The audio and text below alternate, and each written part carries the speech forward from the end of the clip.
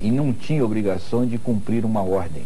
Um militar, quando está na cadeia de comando, o regulamento militar é claro, se ele recebe uma ordem absurda, errônea, imoral, antiética, ele tem por direito de pedi-la, exigi-la por escrito. Se esta ordem lhe for dada por escrito, ele por escrito tem o direito de recusá-la, de se recusar-se a cumpri-la. Ele então é preso por insubordinação. Após cumprida a prisão, o militar tem o direito, dentro do regulamento, de representar contra quem o prendeu. E um outro militar, um terceiro militar mais antigo, vai decidir os fatos. Ora, muito mais importante que cumprir uma ordem emanada, seja de onde for, ou fora da cadeia, ou dentro da cadeia, é o comportamento ético do homem. Um militar, Zoinir, não é por ser um militar que ele é um robô. Um militar, um homem que viveu, como eu vivi, profundamente fatos ligados à vida e à morte, que tinha uma missão, onde eu tive como companheiros figuras como os Três Vilas Boas, Noel Núteos, e que vivi intensamente todo o sofrimento, que o homem do Paraçar era, no dizer de Rubem Braga, o cavaleiro da esperança no palco da desgraça e da dor.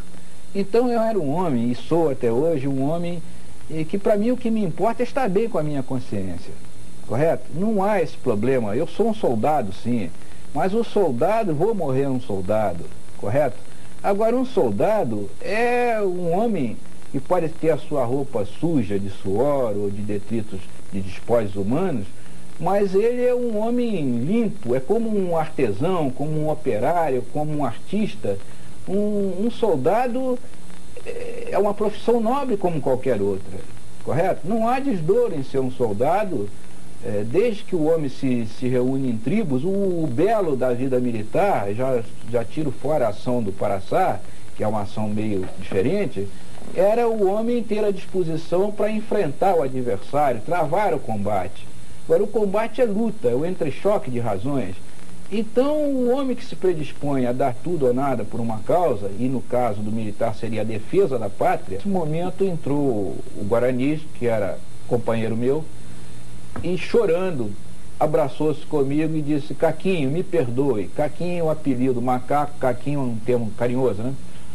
Eu não tive a tua firmeza, a tua coragem. Eu disse: Roberto, você já falou o suficiente, e me despedi dele. Eu não tive esse de falar com o ministro naquilo que o Barata me convenceu que devia preparar o espírito do ministro. Fui para casa e naquela noite, mais ou menos 11h30 da noite, o Barata ligou para mim e disse: olha, Sérgio, o brigadeiro Burnier mandou dizer que admirou muito a tua coragem em enfrentá-lo, porque se ele quisesse, ele te esmagaria como quem mata um piolho. E você vai voltar para o Paraçá como se nada tivesse acontecido, ficar de boca calada, porque se não ficar de boca calada, acaba entrando mosca. Eu quero uma ameaça velada. E nada te acontecerá. Eu perdi a serenidade. Ele bateu o telefone, eu voltei para o Paraçá, mas realmente não fiquei de boca calada. Eu fui, no dia seguinte, à casa de um irmão mais velho que eu tenho, oficial de Marinha. De lá fomos à casa do ex-ministro Délio Jardim de Matos, que era amigo de juventude do meu irmão, e eu próprio amigo do ex-ministro Délio. E de lá fomos na casa de Eduardo Gomes, porque o assunto era tão grave que o brigadeiro Délio achou que aquilo era um problema para um homem da estatura de Eduardo Gomes. E assim se inicia o caso Paraçá.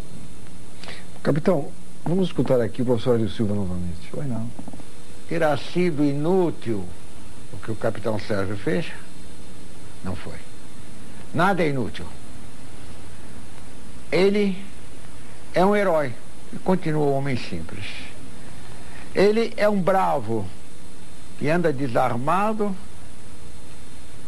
paisana, lutando com dificuldades para viver, porque é aquilo que ele aprendeu: a ser aviador, a ser paraquedista, a ser um homem treinado para missões mais difíceis. Ele não pode exercitar. Ele é um pária, um marginal. Por quê? Porque ele protestou contra aquele mundo de trevas, contra a infâmia, contra a miséria, contra o assassinato. Esta é a reparação que devemos a ele. Mas não foi inútil o seu gesto. Foi aquela reação do capitão Sérgio que impediu que o Paraçá se tornasse um esquadrão da morte. Capitão Sérgio, o senhor disse que moralmente o senhor não foi afetado, mas eu sei que o senhor foi afetado. Evidente, um homem que é afastado do seu próprio destino, o senhor passou 20 anos aí lutando para essa reintegração. Como é que o senhor viveu esses anos todos? Roberto, eu nunca fui afetado moralmente, eu fui afetado psicologicamente. Perdão, psicologicamente. Porque um homem que tinha o tipo de vida que eu tinha, eu e meus companheiros, eu estou falando eu, mas na realidade certo. Eu e meus companheiros, era como se você amputasse as mãos de um cirurgião ou cortasse as asas de um pássaro. Na verdade, em verdade, nós caímos numa realidade, inclusive, chocante mentalmente, porque você, coberto de razão, apoiado por grandes vultos militares, e a incoerência do arbítrio pesando em si. Então, você vendo passar a juventude, a maturidade, que nós todos envelhecemos, e sempre naquele paradoxo de um caso quase kafkaniano, correto? Então, realmente, eu sou um homem, por temperamento, eu sou um homem expansivo, uma pessoa explosiva. Se tiver uma diferença contigo, eu vou sair na mão contigo e depois nós estaremos amigos. Eu não guardo ódio de ninguém, correto? Agora, em verdade, há aquela insatisfação de algo que ficou por resolver. Eu tenho um temperamento que, enquanto esse caso não for resolvido, eu vou ficar até ali, e mesmo depois de morto, algum dia eu ganho, está entendendo? Quer dizer... Eu queria que o senhor ajudasse a gente a entender um pouco a evolução do caso. O senhor sofreu um IPM. A evolução do caso. Eu fui punido disciplinarmente. Uhum. Muito bem. Após essa punição, e fui mandado para Recife. Para Recife. Muito bem. Após essa punição, procederam-se sindicâncias, 3. Uma dentro da Força Aérea, feita pelo Major Brigadeiro Itamar Rocha. Outra pelo SNI, feita pelo Coronel Nóbrega Carneiro. Outra pelo Brigadeiro Guimarães de Matos, para o Ministério da Justiça. Todas essas 3 sindicâncias concluíram que a verdade, no caso Paraçá, estava com o capitão, que era eu. E todos 3 foram punidos, segundo consta? Não. Essas pessoas não foram. Só foi punido o Brigadeiro Itamar, que estava ligado ao caso Paraçá. Foi exonerado. Foi exonerado. E com os outros 2 não aconteceu nada? Os outros 2 não tinham nada com Paraçá. Os outros 2, um era homem do SNI e o outro era homem do Ministério da Justiça. Mas por terem chegado à conclusão de que o senhor tinha razão, eles não foram atingidos? Não houve nada contra esses 2. Esses 2 simplesmente assessoraram seus respectivos chefes. Um deles era o próprio General Médici, que era chefe do SNI. O General Médici assessorou o presidente Costa Silva de que, no caso Paraçá, a verdade estava com o capitão.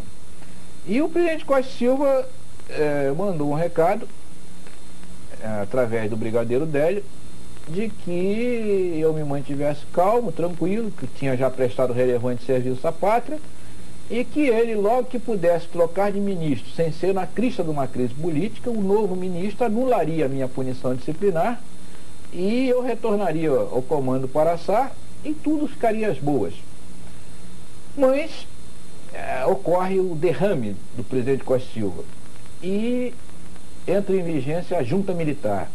A junta militar me aplica o ato institucional, me reforma com base no AI-5. Isso causou um choque dentro da força e o seu principal líder, o brigadeiro Eduardo Gomes, ficou extremamente chocado com a brutalidade do desfecho. Mas o ministro Márcio, empenhado em confirmar a correção do seu gesto, do seu ato, já agora como ministro, não mais membro da junta militar, correto? Ele era ministro, foi membro da junta, voltou a ser ministro.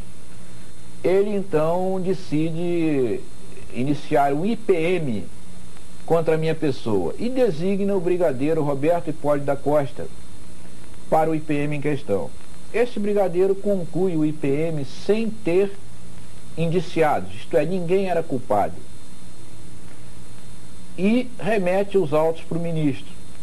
O ministro, insatisfeito com o resultado do brigadeiro, remete à auditoria militar da Força Aérea os autos textualmente assim: remeto a esta auditoria os autos em questão, discordando do parecer do brigadeiro, esse título brigadeiro Roberto Paracá, por mim designado e baseado em minha assessoria jurídica, resolvo enquadrar o réu, papapá.